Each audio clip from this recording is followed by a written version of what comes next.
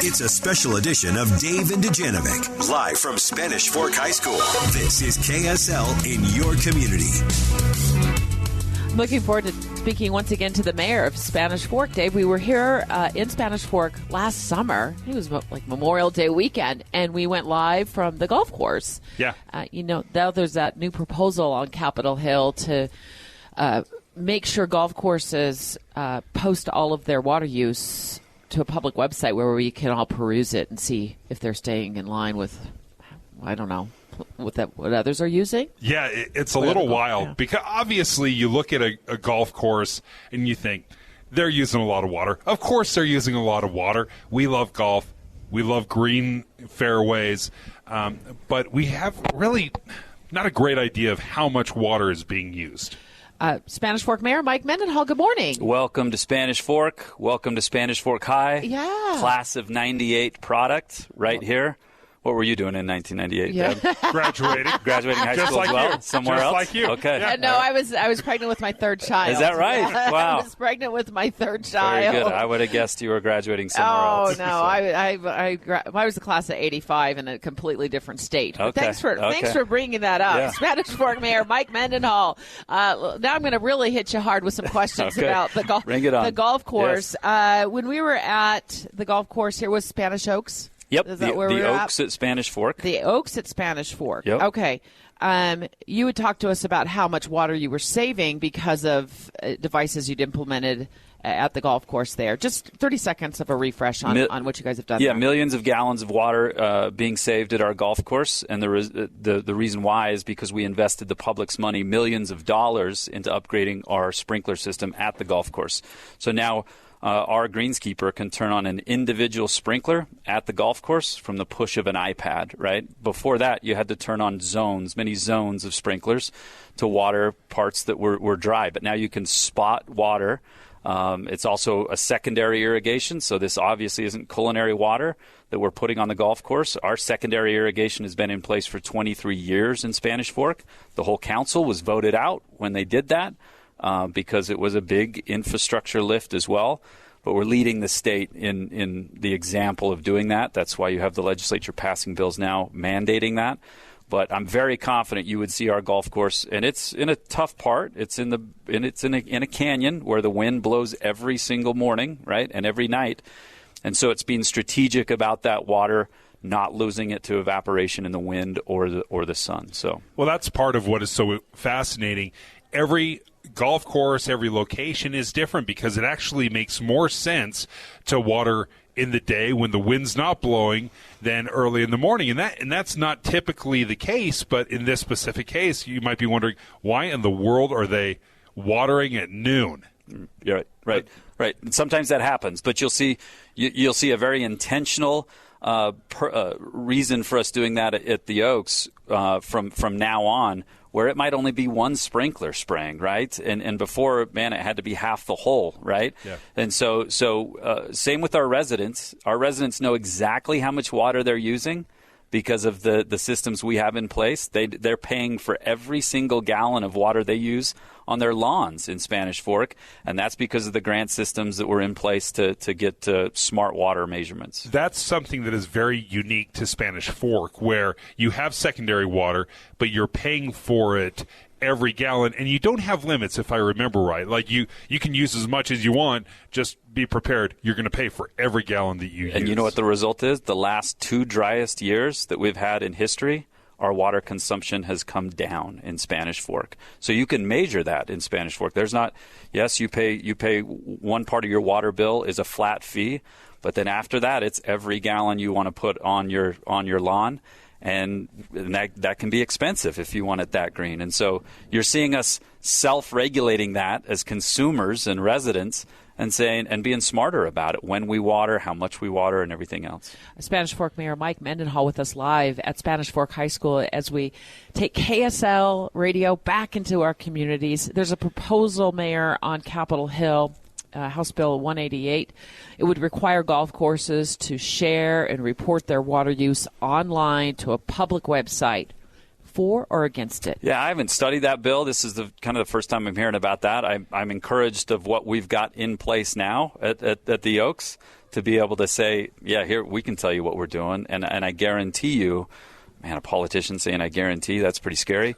But I guarantee you that the measurements would be more accurate, and you're going to see us being as smart as anybody with water at our golf course, for sure. I do wonder if golf courses are being picked on, because I look at our schools and some of our parks. Do they have that same kind of measuring system where they have to be accountable and posted online? Or is the golf course just the convenient, easy person to pick on? Well, that's a good point. And some people that start to get discussion about that, hey, let's bag the golf course. Let's take it out of our community.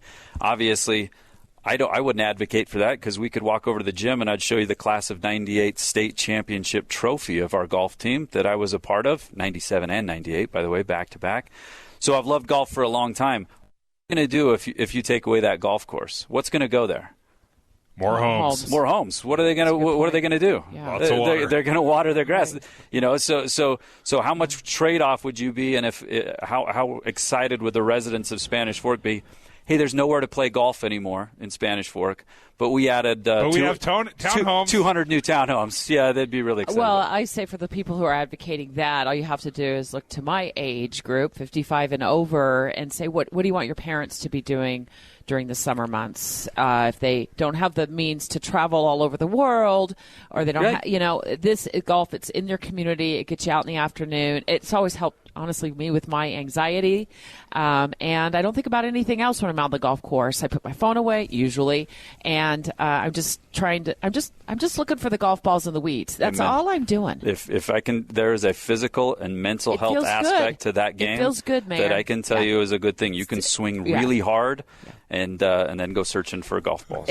In the 90 seconds or so we have left, let's transition the conversation. What is Fit City Spanish Fork? I have a feeling it has to do with getting people out and keeping them fit and getting them to exercise Yes, more. getting them active and healthy. When we took on this initiative years ago, it was like, all right, are we going to? Is the cavalry coming? Who's going to take care of the people of our community to focus on their mental and physical health? We spend a lot of money in police work, right? That's usually one of the biggest budget items in city government, is keeping people safe. And if you talk to any police department in any city, you're going to talk about some mental health issues, right? Some physical health issues that they go on calls for. And so in Spanish Fork, we're really investing some of that money up front to see if we can save some pain, some dollars down the road, getting people out socially healthy together. And now it's tough. It's tough in January and February to see a lot of people on the trail system. We got a beautiful trail system, but it's hard to get out there when it's 10 degrees, right? And so we've invested, we've passed a measure to do a rec center in Spanish Fork. We've never had a recreation center, so an indoor aquatic center with a senior center attached to it, because right now our seniors at this time of the year are going over to Provo and having to take advantage of their facilities over there. And that's pretty full, too, if you talk to them. So we're doing our own here. It's a $60 million facility. It's just down the road here at our sports park by the river, and it's going to be fantastic for our residents. It will help the mental and physical health of our residents, and that's what Fit City is all about. That's that initiative. Well, we appreciate you taking the time coming down. Mayor of Spanish Fork, Mike Mendenhall, thanks. It seems like every time I see you, I get a new hat. Yep. And I Keep got coming. the new Fit City hat. I love it. Thanks a lot. Thanks, Mayor. Always fun to talk to you. Always a fun trip down to Spanish Fork from Salt Lake County when we can be here in your community. We appreciate your time. Straight ahead, more conversations from Spanish Fork High School as KSL returns to your community. About being back in the community is being with the people who make the community so special. And today, Dave and I are broadcasting live from Spanish Fork High, where we're going to speak to students about all the amazing things they're doing in their community and beyond. I remember when I was a high schooler, I didn't want to do anything. I just wanted to just kind of do my own thing. So I love when kids are involved in programs outside of like their hobbies, that really are trying to better the community. And that's what we want to talk about. And we'll start off with Karen Avila, Latinos in Action. Yes. How you doing? Good. How are you? That's great. What's Latinos in Action? Well, we're an organization that happens at our school, and it's a bunch of leadership opportunities, service projects, and it's a club. school period at our high school. And Oh, it is? Yes, Oh, we have that's it B3, and so we get together in a class, and then we have a presidency that forms up the class, and they come up with activities, service projects to do in the class or outside of school, and we just do that, and we help the school. Right now, I'm involved in a little of student council, which helps a lot with it, and so Latinos in Action is just the big organization to like give Latino kids opportunities to be leaders in the school and the community. Any past things that you've done, or any plans in the future, projects that you've done that you could fill us in on? Yes. So about a month ago, we went to Tabitha's Way and we helped with the food drive and helped service over there. At the school, we've done we pulled off Heritage Week. And so we had a couple of cultural dancers come perform in front of the whole school, and we had piñatas, we gave out Mexican candy, like just to give a little bit of that like cultural aspect of our lives into this. And then we have a more coming soon. We want to do like something with the city. We recently went and talked to the city council members, and they want us to do like a parade of like Hispanic heritage, like from Argentina, Guatemala, and Mexico, just to show that awesome culture that we have. How do you get involved? Is this something that they once they get into high school? How does it work? Yes, so right now they are wanting to do it at the junior high, which I think it's a really amazing idea. And unfortunately, we have the choice to have that option for our school. So as soon as you're coming into the high school from the junior high, it's right there to choose from your classes, and a lot of people choose it, and it's awesome because they just get to come in and join us and then see what it's about. And then maybe in the future they'll start thinking about joining presidency, which is awesome because they just keep going up and up and up, and it's amazing to see. Congratulations on your success, Karen Avila, with Latinos in Action. Let's talk now to Morgan Beckstrom. She's you're a junior. Yes. And you are a national champion barrel racer. Yeah. What's barrel racing? So barrel racing is a rodeo event, and you run around 3 barrels pretty much on a horse, and it's one of the rodeo events, but it's really fun. I love barrel racing. I was just at... I don't do it. I watch it.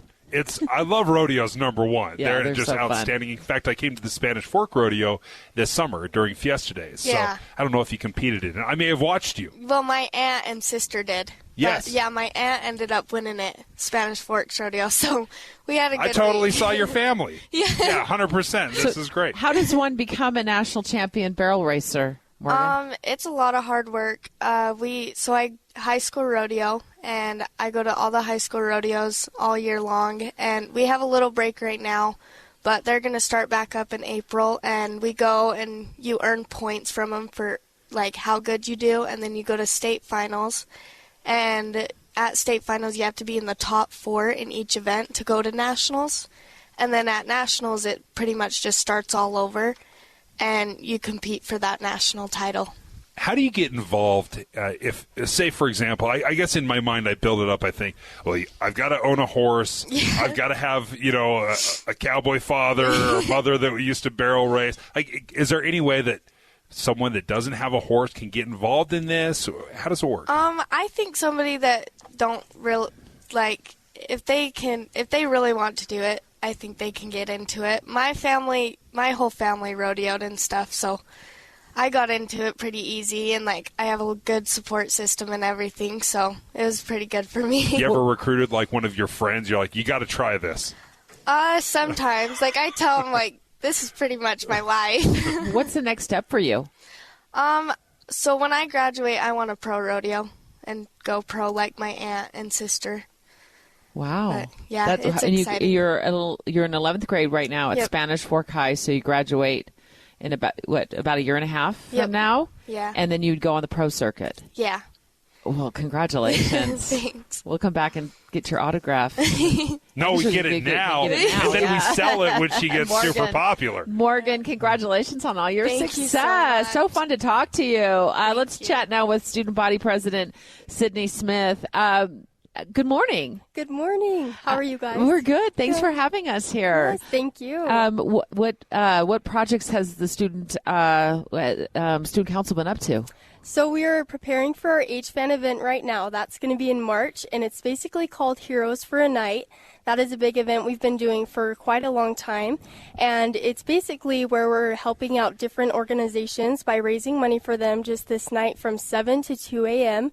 It's going to be on March 3rd, I believe, through the 4th, and we're helping a local veteran. His name is Jordan Stevenson, and he was our Veterans Day speaker, so we're going to be helping him out, and then Make-A-Wish Foundation, Tabitha's Way, and some local families. So yeah, that's what we're working on right now. What are some of the ways, now that things, I guess, are kind of back to normal after COVID, has the student council tried to do to get students back together, to find those bonds and really kind of create that school spirit?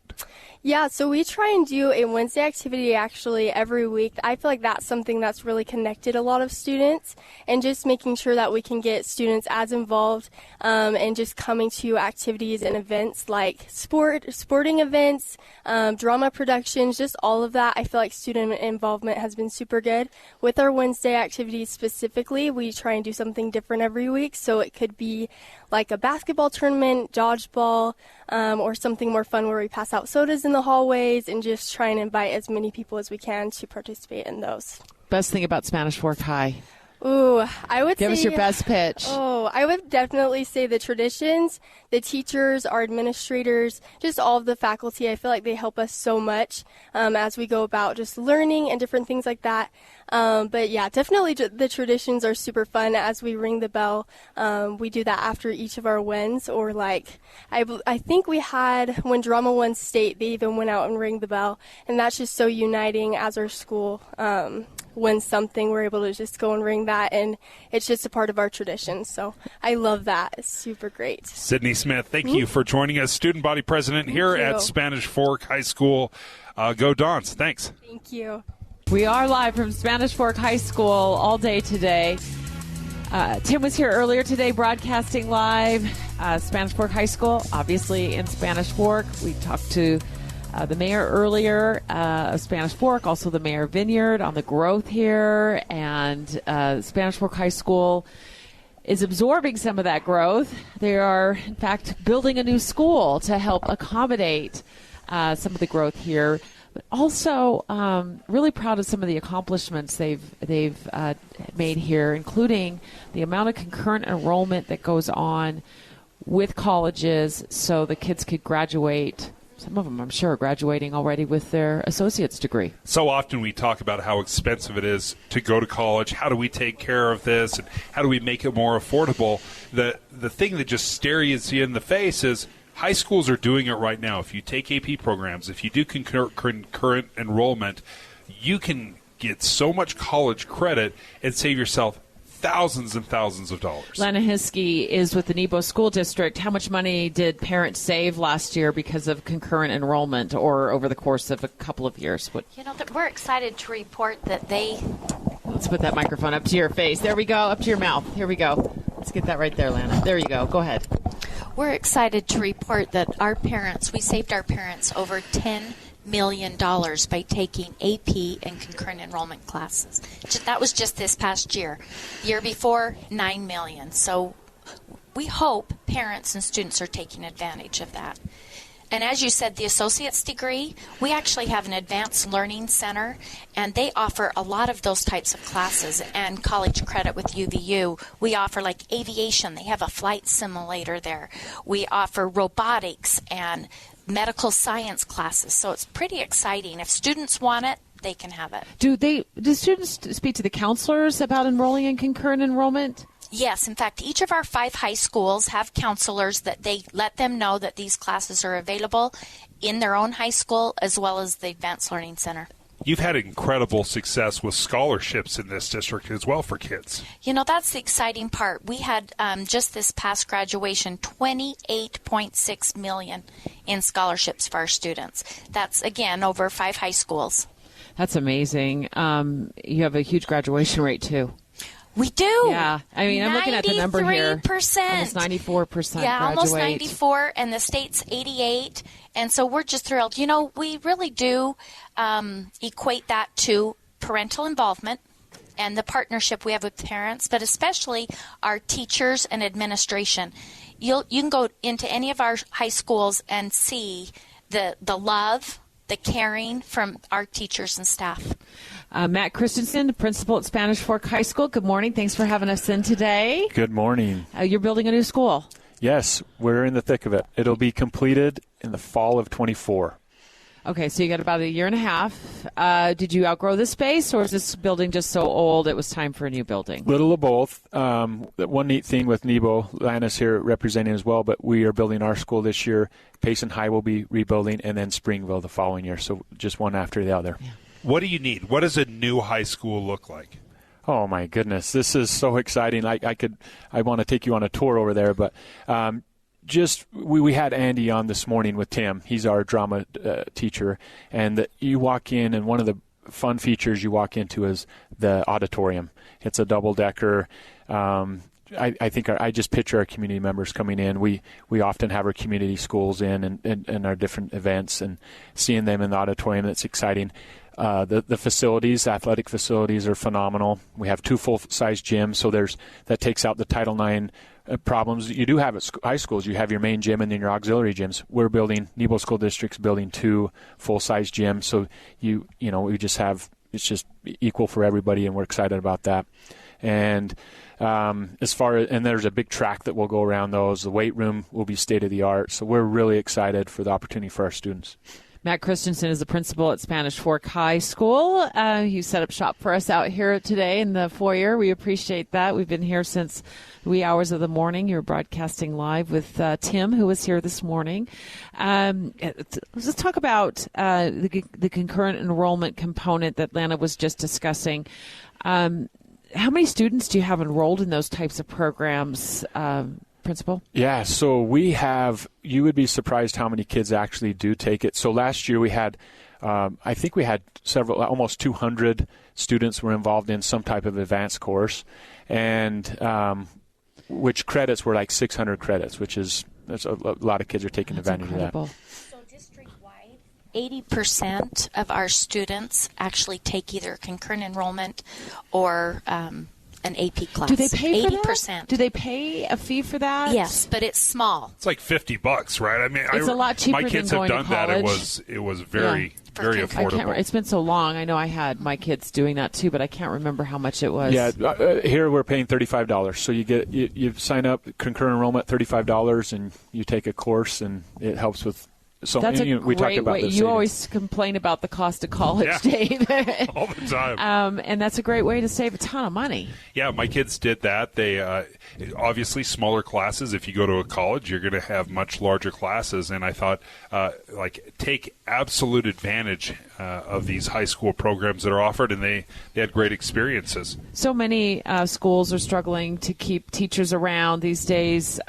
Principal Christensen, how's the staff here? Are you able to maintain? Yes, we're very fortunate. In fact, if we have so many of our teachers that are homegrown within Nebo School District, that went to Spanish Fork High School. So we are very fortunate to be able to retain our teachers. When we hire them, we provide them with great mentoring through the district, but also with the school, because our goal is we want to keep them here, and we hire good, and then we want to keep them. I spent a lot of time traveling the state, going to different schools, and one thing that always stood out to me in Spanish Fork was the community involvement.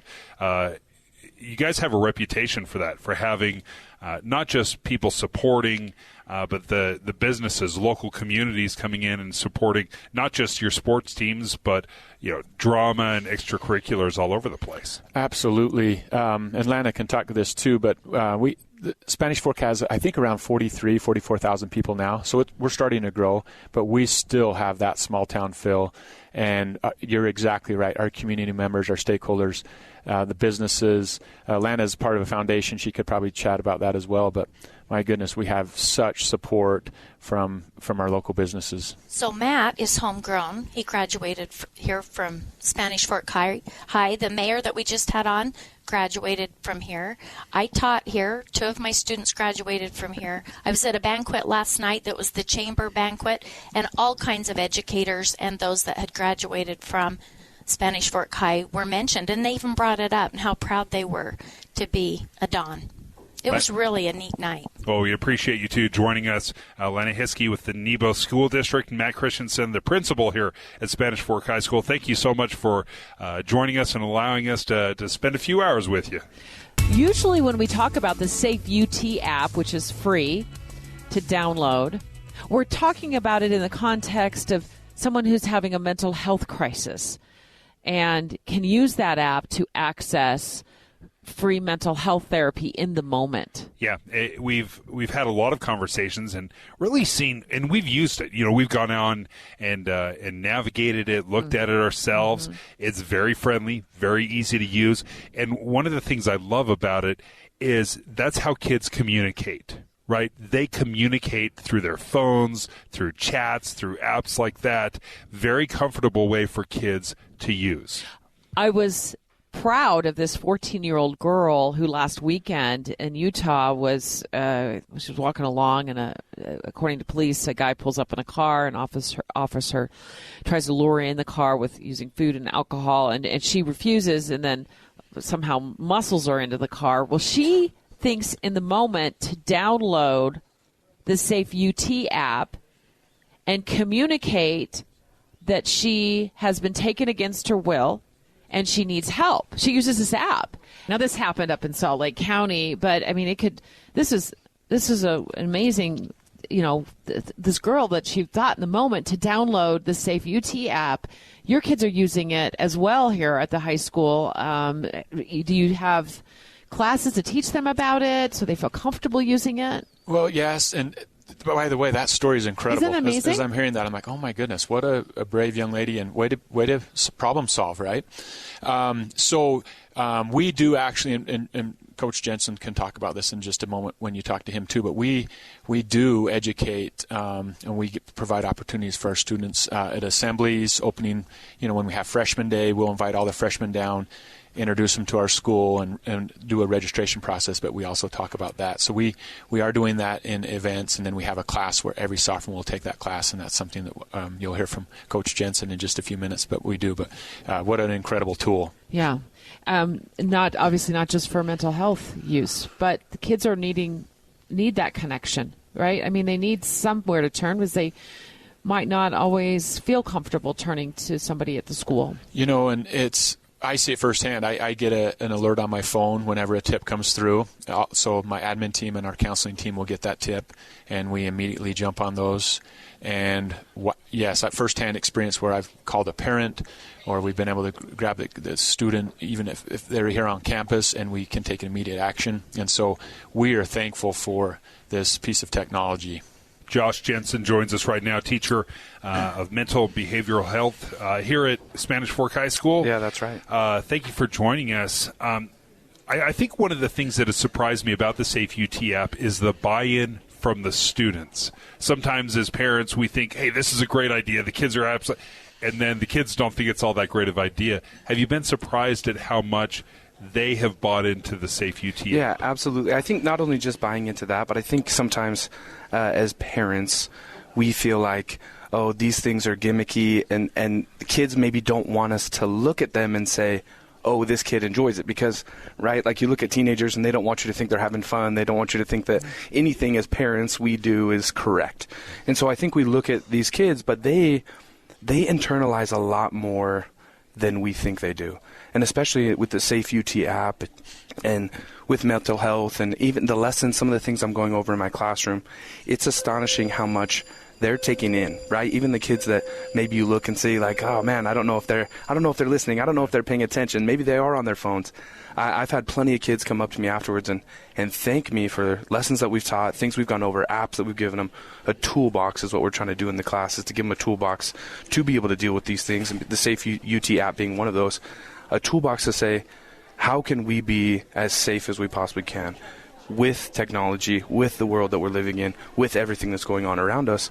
And we're creating an environment here at Spanish Fork to be able to do that. We've talked extensively on our show about mental health, and one of the things that has become clear to both of us is that mental health is health. What are you teaching the kids in your class? Yeah, absolutely. I think that's absolutely right. Mental health is health. It is health. It's part of everything that we do. It controls our day-to-day, right? When we get up in the morning, the way we're feeling, the way we're acting, what we're doing, stress, anxiety, all those things. What Mr. Christensen here has done a great job of, and the counselors here at the school have done a great job of, we've created a course along with the state's requirements to be able to teach kids how to navigate life, right? And how to navigate that physically, mentally, emotionally, socially. And so when we come in, we teach lessons about how to talk to people, how to have critical conversations, right? It's not just about if someone says something you don't like, I don't have to immediately take offense to that, but let's have a critical conversation. Let's be able to work through some of these things, not just relationships with teachers and counselors, but relationships with peers, right? And being able to talk with them and be able to understand those things. And one thing that we've done a really good job of here at the school, I feel, is being able to really understand that mental health is something that we need to focus on, like you said, because it is our health, right? And if we want to continue to progress in the right direction, then we have to start there and say, okay, let's talk about communication. Let's talk about what things you're struggling with. And some days I'll come into class and say, what things are you guys struggling with? Write those things down. And then instead of me teaching them about it, I'm always surprised I let the peers teach about it, right? I'll have them write a question, then I'll pull the questions out. Obviously, I got to read them first, right? And I'll pull a question out. I'm surprised when I read that question to the class sometimes. I'm surprised by the answers other students will give. Hey, I'm struggling with this. I'm struggling with this. Well, this is how I dealt with it. Oh. These are some of the things that I did, right? These are some of the things that I'm able to do with my phone, right? And talking about the Safe UT app. These are some of the ways that, I use this app. I use the Calm app. I'm able to meditate. Counselors come in teaching them how to use different coping skills and coping mechanisms to be able to regulate themselves when there isn't anyone around, right? Because you're not always going to be, you look at the star basketball player, football player, athlete, drama, whatever it may be. Those people have just as much mental health struggle as our regular student here, but in different situations, right? Yeah. Sometimes it's right before we walk on a stage. Sometimes it's right before we're taking a free throw. Sometimes it's just walking down a hallway, right? Sometimes it's showing up to school. I'm grateful to be able to teach these students those different things and really be able to have them internalize them. And this is my third year teaching it.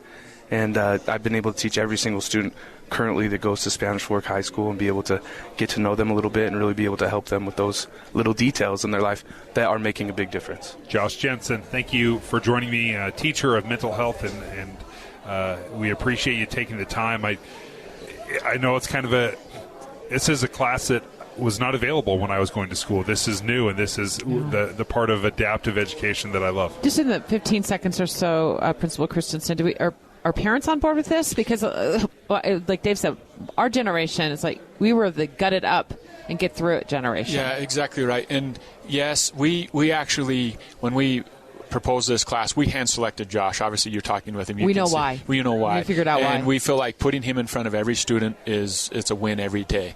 So, and we're open about it. We tell our parents, hey, every kid's going to take this class. We encourage, and there's a few that will opt out and say, no, we're going to do some other electives. But we feel like it's very needful, and it helps our students be successful. Principal Christensen, thank you for joining us. Josh Jensen, thanks for your insight, and we look forward to seeing how the next generation does with this. This is great. Straight ahead, we're going to, of course, continue our conversation live from Spanish Fork High as KSL gets back into the community.